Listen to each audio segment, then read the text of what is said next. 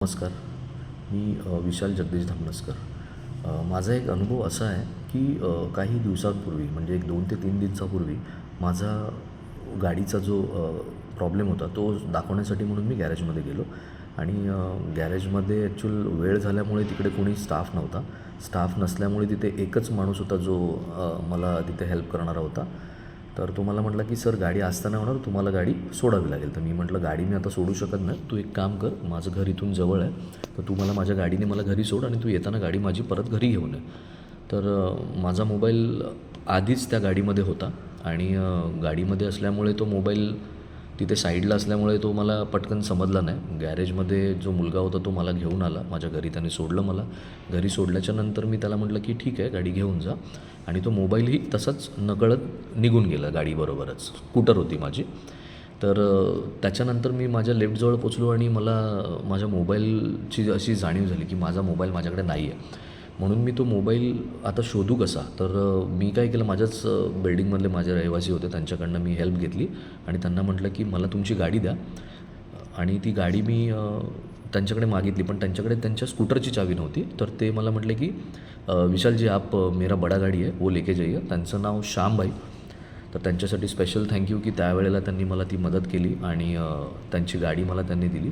तर ती गाडी मी घेऊन अर्टिगा त्यांची निघून गेलो आणि त्या गॅरेजमध्ये गेलो. तर गॅरेजमध्ये तो मोबाईल मी शोधायसाठी म्हणून त्या मुलाला पुन्हा भेटलो. म्हटलं अरे बाबा माझा मोबाईल त्या गाडीमध्ये राहिला आहे, तर तो मोबाईल मला तू दे.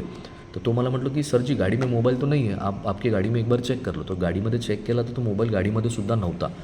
मी एकदम म्हणजे घाबरून गेलो, कारण माझं त्या मोबाईलमध्ये सगळं काही डॉक्युमेंटेशन किंवा माझ्या ऑफिसचे जे काही सगळे फोटोज आहेत, डॉक्युमेंटेशन वगैरे जे काही आहे ते सगळं माझ्या मोबाईलमध्येच आहे. आणि त्यानंतर मग मी म्हटलं आता काय करू, माझा मोबाईल तर मला खूपच गरजेचा आहे. मग मी काय केलं, त्याच मेकॅनिककडनं मी त्याच्या मोबाईलवरनं माझ्या मोबाईलवरती फोन केला आणि तो फोन केला आणि स्वामीकृपेने तो मोबाईल समोरच्या माणसाने रिसीव्ह केला. रिसीव्ह केल्याच्यानंतर तो माणूस मला म्हणायला लागला की अरे म्हटलं काका माझा मोबाईल पडला आहे, तर तो तुम्हाला भेटला आहे का. तर तो म्हणतात तुम्ही लवकरात लवकर नायगाव स्टेशनला या आणि नायगाव स्टेशनच्या इथे रिक्षा स्टँड आहे, तिकडे तुम्ही मला भेटा. आणि मी भेटलो आणि तिथे जाऊन नंतर मग मी थोड्या वेळाने तिथे पोचतो आहे.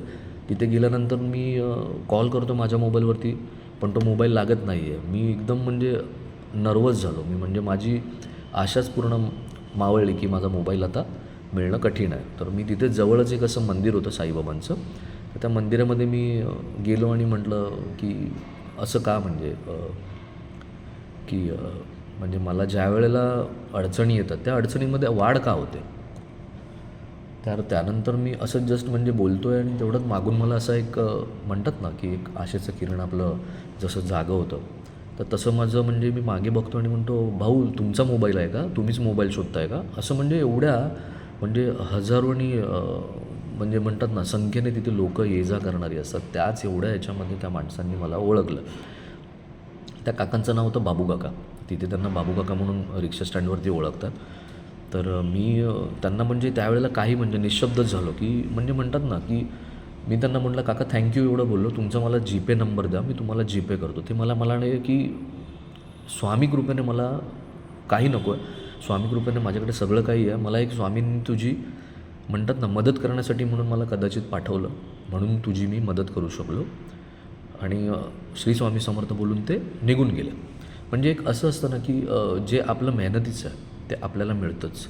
आणि स्पेशल थँक्यू श्यामभाई आणि जे काका आहेत ज्यांनी मला माझा मोबाईल सुखरूपपणे परत मला मिळवून दिला, त्याबद्दल खूप खूप धन्यवाद. त्या दोघांनाही स्वामी त्यांच्या ज्या काही इच्छा आहेत त्या पूर्ण करून हीच मी सदैव त्यांच्यासाठी प्रार्थना करेन. श्री स्वामी समर्थ.